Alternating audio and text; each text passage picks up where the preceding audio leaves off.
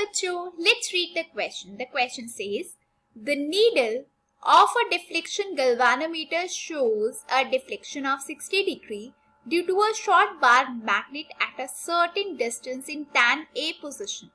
If the distance is doubled, the deflection is, फिर हमें given है 4 options and we have to choose the correct answer. Okay? तो चलिए सबसे पहले ये समझते हैं कि क्वेश्चन में हमें गिवन क्या है. ओके, तो क्वेश्चन में हमें बोला गया है कि एक गल्वानोमीटर है एंड उस गल्वानोमीटर का जो नीडल है वो कितना डिफ्लेक्शन शो करता है 60 डिग्री का. कब? Due to a short bar magnet at a certain distance in tan A position. एक शॉर्ट बार मैग्नेट के कारण जो कि कहाँ पे है, इन टैन ए पोजिशन पे रखा हुआ है. ओके, अब बोला है कि अगर हम उस डिस्टेंस को क्या कर दें, डबल कर दें, तो आपको बताना है कि जो न्यू डिफ्लेक्शन होगा, ओके, किसमें डिफ्लेक्शन होगा, ऑब्वियसली गल्वानोमीटर के नीडल में, वो कितना होगा. ओके, ये आपसे क्वेश्चन यहाँ पे पूछा है. तो चलिए सॉल्व करते हैं.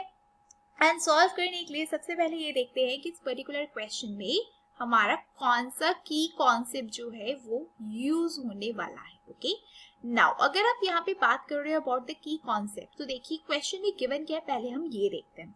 तो हमें बोला है कि जो थीटा है वो 60 डिग्री होगा. कब? अगर सपोज करो हमारा जो डिस्टेंस है वो कितना है, आपका d है. ओके, नाउ अब क्या हुआ, जो न्यू डिस्टेंस है, मतलब अगर हम उसको d डैश लिख ले तो वो क्या हो गया, डबल हो गया. मतलब d डैश किसके इक्वल हो गया, आपके 2d के इक्वल हो गया. तो जब ऐसा हो रहा है तो उस पर्टिकुलर टाइम पे हमारा उस पर्टिकुलर डिस्टेंस पे हमारा थीटा कितना है वो हमें निकालना है. ओके, अब इसको निकालेंगे कैसे, वो देखिए. अगर हम बात कर रहे हैं magnetic field due to a bar magnet, okay, अगर हम बात कर रहे हैं किसकी, मैग्नेटिक फील्ड की, magnetic field due to a bar magnet, due to a bar magnet, due to a bar magnet, कौन सी पोजीशन में, इन tan A पोजीशन. पहले कौन सी पोजीशन गिवन है हमें, tan A पोजीशन गिवन है.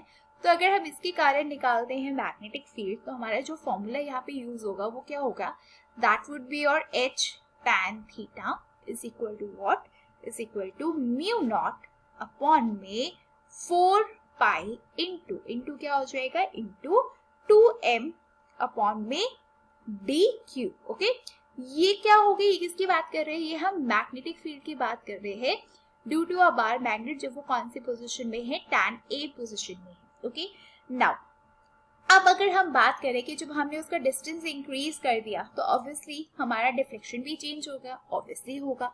तो अगर हम न्यू डिफ्लेक्शन क्या ले लेते हैं, अगर हम न्यू डिफ्लेक्शन ले लेते हैं h डैश, तो हम लिख लेते हैं फॉर न्यू डिफ्लेक्शन, जो कि हमारा क्या है, अगर हमारा न्यू डिफ्लेक्शन h डैश है एंड अगर हमें अब उसका फॉर्मूला लिखना है तो आप कैसे लिखोगे, h tan थीटा उसको हम डैश बोल देंगे, राइट. एंड ये किसकी इक्वल होगा, इसका क्या फॉर्मूला होगा, that would B mu naught upon में 4 पाई इंटू 2m. उसमें चेंज नहीं हो रहा, 2m अपॉन में. लेकिन अब जो डिस्टेंस है d डैश हो गया, तो d डैश किसके इक्वल है, 2d के, मतलब आपका 2d का क्यूब हो गया, राइट. इसको ले लो आप इक्वेशन नंबर 1 एंड इसको आप लिख लो यहाँ पे इक्वेशन नंबर 2. नाउ अब अगर आप फर्स्ट इक्वेशन को सेकेंड इक्वेशन से डिवाइड करते हो तो आपके पास क्या आ जाएगा, आपके पास आ जाएगा h tan theta, okay, upon में क्या आ जाएगा, अपॉन में h tan theta dash. And right hand side की अगर आप बात करो तो ये क्या आ जाएगा, that would B 2dq upon में dq. यहाँ देखो h और h क्या हो गए, आपके कैंसिल हो गए. राइट हैंड साइड आप देखोगे तो d क्यूब कैंसिल, सिर्फ क्या बचा आपके पास, 8 बचा. तो यहाँ से अगर आप देखो तो आपके पास tan थीटा डैश जो है ये किसकी इक्वल है, that is equal to tan theta upon में 8. एंड यहाँ पे जो थीटा है इनिशियली आप देख सकते हैं कितना गिवन था, 60 डिग्री गिवन था.